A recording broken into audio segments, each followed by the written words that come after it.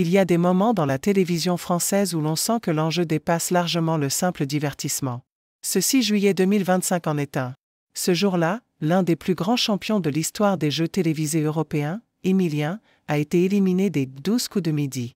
Une séquence qui aurait pu créer un choc inédit dans le cœur de millions de téléspectateurs. Mais voilà, cette élimination, aussi dramatique soit-elle, avait déjà fuité, depuis 2 mois. Tout commence sur les réseaux sociaux, où des comptes bien informés, notamment celui du journaliste indépendant Clément Garin, annoncent, avec une précision déconcertante, la date exacte de la chute d'Emilien. Et ce qui aurait dû être une surprise devient un spoiler national. Malgré cela, l'émission bat des records, 7,2 millions de téléspectateurs, un chiffre rarement atteint, et même une mention dans Good Morning America.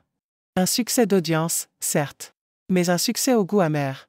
Jean-Luc Reichmann, figure emblématique du programme, n'a pas mâché ses mots. Invité sur Europe 1, il explose littéralement, il y a un traître.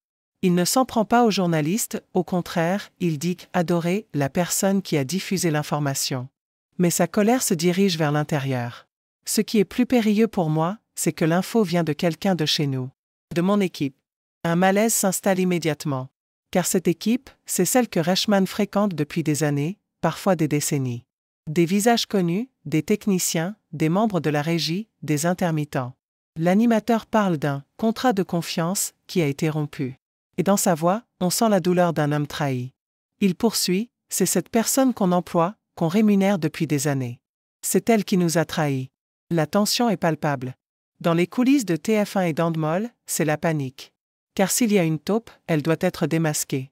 La machine s'est mise en branle, enquête interne, restriction d'accès, surveillance renforcée. Une ambiance de suspicion s'installe dans ce qui était jusqu'ici un monde de paillettes et de générosité. Et pendant ce temps, Clément Garin, l'auteur de la fuite, n'en reste pas là. Sur X, ex-Twitter, il réplique froidement à Reichmann « Moi je lui en veux d'avoir spoilé l'élimination de Christian Quesada en 2018. Il m'a gâché mon plaisir. Bon courage pour trouver votre traître. Avec tous les gens chez TF1, Endemol, les intermittents, vous pouvez faire 14 saisons des traîtres sur M6. » Un tacle cinglant, qui montre à quel point le monde de la télé est devenu un champ de bataille entre exclusivité, ego et fuites organisées. Car dans ce business, l'information est un pouvoir. Et celui qui la détient peut faire ou défaire des carrières. Mais revenons à Reichmann. Ce n'est pas seulement la trahison qui le ronge.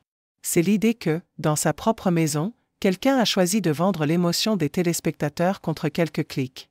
Il conclut, la voix tremblante, ce n'est pas la fuite qui m'a blessé. C'est de découvrir que dans mon entourage, il y a une personne capable de ça. Et maintenant ? L'émission continue, les caméras tournent, Emilien quitte la scène et un autre candidat prendra sa place. Mais quelque chose s'est brisé. Un pacte invisible entre ceux qui font rêver et ceux qui, parfois, oublient que la magie repose sur la discrétion.